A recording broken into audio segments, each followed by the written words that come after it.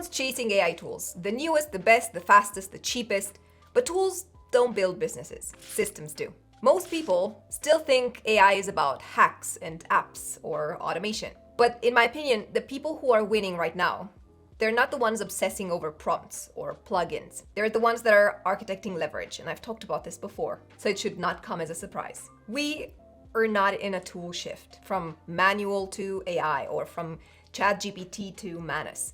We are, in my opinion, in a power shift, possibly the biggest since the Industrial Revolution, because one person with the right systems can now replace an entire team. Sam Altman, the CEO of OpenAI, called it the rise of the one-person unicorn. So in this video, I'm going to walk you through the exact 3 meta skills powering this new kind of entrepreneur and the exact 7 tangible skills that I believe anyone can learn to win in this new economy. How do I know? Well, not only have I spent 2 decades inside of consulting and big tech, but over the past 4 years, my husband and I have built an AI-powered media company. And over the past year, we also built an AI automation agency.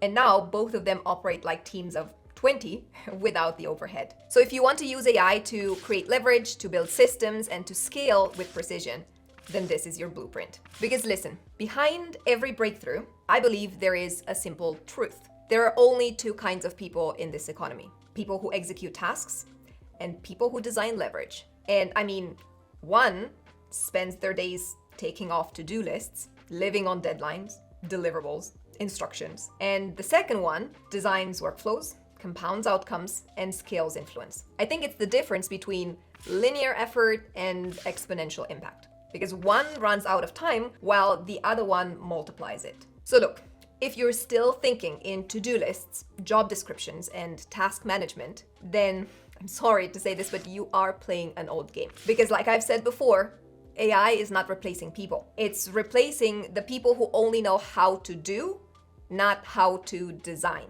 This video is for the ones who want to build smarter, not just work harder, to think like strategists, to move like founders, and to scale, like I said, like a team of 10 with just a laptop and a system. So if executing tasks is no longer the path to freedom, what is? Because it's not just AI fluency. And it's definitely not another course or template or plug and play funnel. I believe that it's about upgrading your thinking architecture. And this is not, a patched together set of skills or tools, but I think it's an execution model with layers, with rhythm, with intelligence. And after years inside consulting big tech and now building these 2 AI first companies, we've discovered that every high output entrepreneur, especially in this new economy, operates from 3 foundational meta skills. Number 1, seeing business as a system.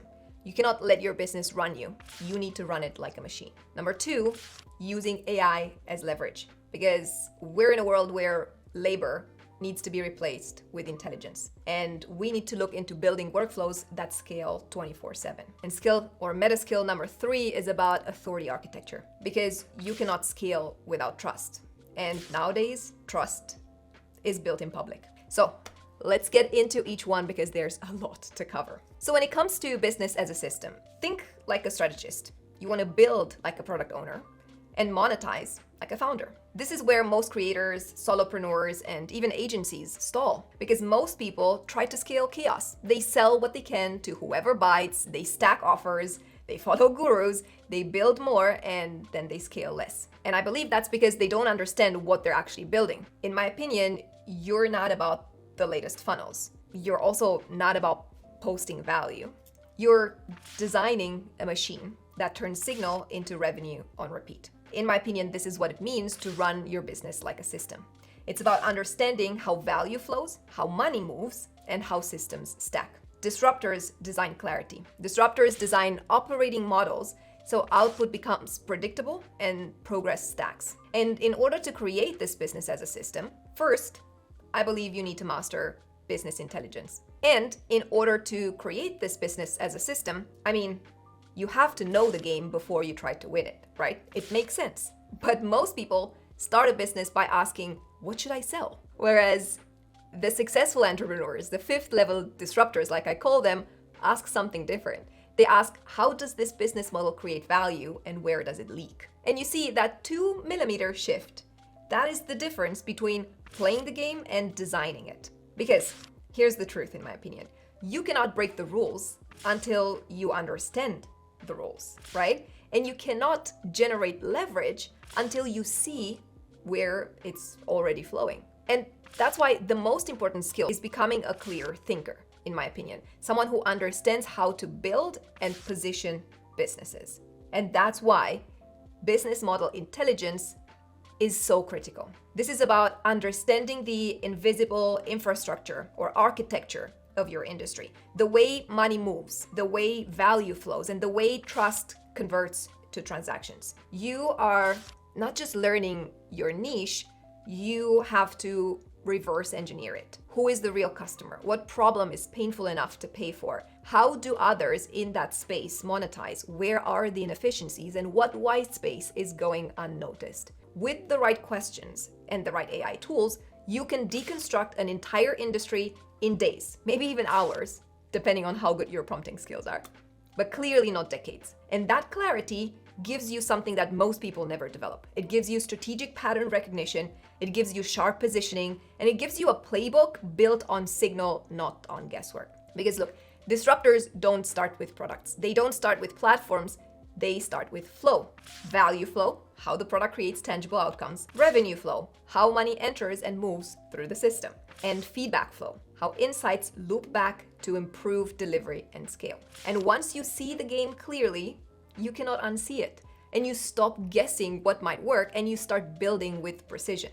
Listen, let's just say that I've been around the block a couple times, and I see that most people waste time trying to find their niche. I believe that successful entrepreneurs, especially in this day and age, analyze the market's mechanics and then pick their entry point with surgical precision. This is where your business stops being an idea and it starts becoming an agent. Now let's move to skill number 2, because this one is about monetization.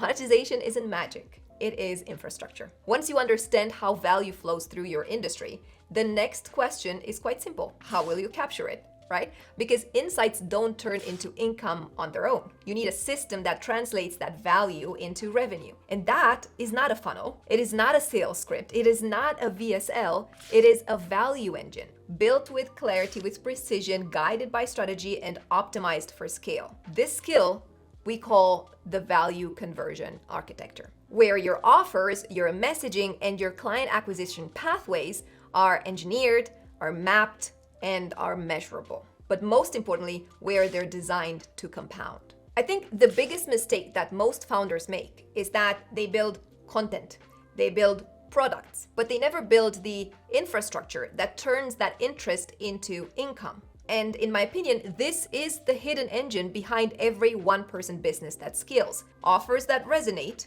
messaging that moves, and journeys that convert. Because without this, you don't have a business. You just have a project on life support. But I believe that when this is done, your business becomes self-funding. You get free content that generates leads, and leads convert into revenue, and revenue fuels more reach, which in its turn amplifies trust. So you're not chasing customers anymore. You are building a system that attracts, that qualifies, and converts by design. Now, the third critical skill in this section is about replacing task lists with thinking systems, and much more than that. Because listen, most people try to automate what already exists, but that's not transformation. That is duct taping a broken process. Successful entrepreneurs in this day and age, the fifth lever disruptors, like I call them, they take a different route. They reimagine workflows from zero, and then they rebuild them with intelligence in every node. Because real leverage, it does not come from clicking faster. It comes from designing a system that is able to capture attention and qualify prospects and personalize delivery, but also one that is able to trigger fulfillment, close the feedback loops, and run 24/7. And all this almost without a manager, without a manual, and either without a team or with a very, very small one. This skill is what I call the AI first workflow reimagining. And this is not about where can I save time. This is about where can logic replace labor. I think Naval Ravikant said, you want to play long-term games with long-term people, but better build long-term systems that don't sleep. I might be quoting him wrong, but I remember something along those lines from his book. And I think the simple method to do that is to start with the outcome. Client booked, or payment processed, or feedback logged, or whatever your outcome is in your business. And then map the minimum viable workflow, just the core movement. And then you can assign AI to the nodes. You need GPT, you need integration, you need Zapier, you need NA10. You're not building automation. You are reimagining and engineering momentum. According to a 2025 McKinsey report, startups using AI-first process design reduce operating costs by 35 to 60% within 6 months. Because what you remove matters probably more than what you build. All right, now that we have clarified what business as a system means, let's move to the second meta skill, which is AI as leverage. This, as I said, is about replacing hard work and leverage with intelligence, scaling without scaling headcount. Because most people use AI like a productivity hack, to save time, a faster writer, a better brainstormer, a to-do list on steroids. But that's not leverage. That's just digital band-aids. Disruptors think differently. They use AI to create time. They don't ask, how can I work faster? They ask, what can I remove entirely? This meta skill is about shifting your thinking from effort to orchestration, from doing tasks to designing intelligence. Because in 2025, the real power isn't in knowing how to prompt in ChatGPT. It's about knowing when to deploy what and how to weave it together into a self-operating business. This is not about shiny tools. We are way past AI as a tool. This is about constructing digital infrastructure that replaces repetitive work with intelligent design. That means knowing when to automate, how to stack, and where to get compounding return. So let's talk about the skills within this meta skill. Number 4, AI stack mastery. You need to know the right tool for the right task, because everyone's obsessed with the new AI tool of the week, but tools are just leverage points. What matters is precision, because you don't need 50 apps, especially if they're paid, How many subscriptions you have that maybe you haven't touched in the last month, or maybe several. What you need is the right 5 deployed with intention. So you need to choose the right one for the outcome that you're designing. It's not about what tools you use. It's about what tools allow you to replace or compress or automate. So many times people in our community reach out and ask me, what's the best tool for something? And my answer back to them is, well, it depends what your outcome is, because there are tons of tools for a specific task, but they all excel in different areas. Some that are better for certain outcomes than others. This is what AI stack mastery is all about. It's the skill of engineering outcomes by orchestrating the minimum effective stack. You need to know when to use GPTs and when to automate with Zapier or Make or NA10, or when you need to prototype with Lovable or Bubble or Replit. What used to take an agency now takes one person if they know how to stack tools for outcome, not just for features. And speed is no longer about effort. It's about selection, clearly. And I think Notion released a study back in 2024 that said that 42% of digital founders were using more than 8 AI tools, and they said that tool fatigue slowed them down, not sped them up. This is not no-code chaos. This is intentional building or engineering, where apps don't have to sit in a folder. They need to talk and trigger and think together, because more is not the goal. Precision is. And the next skill is about AI native development. This is about building with intelligence, not just with interfaces. Lots of people say that it's okay to not have any development skills. You can do something with just one prompt, and sure, you can. But if you truly want to create leverage, some development will be necessary. I'm not saying that you have to have 20 years in coding or IT, no. But you need to have the appetite to learn at least the minimum necessary to get you to the outcome that you desire.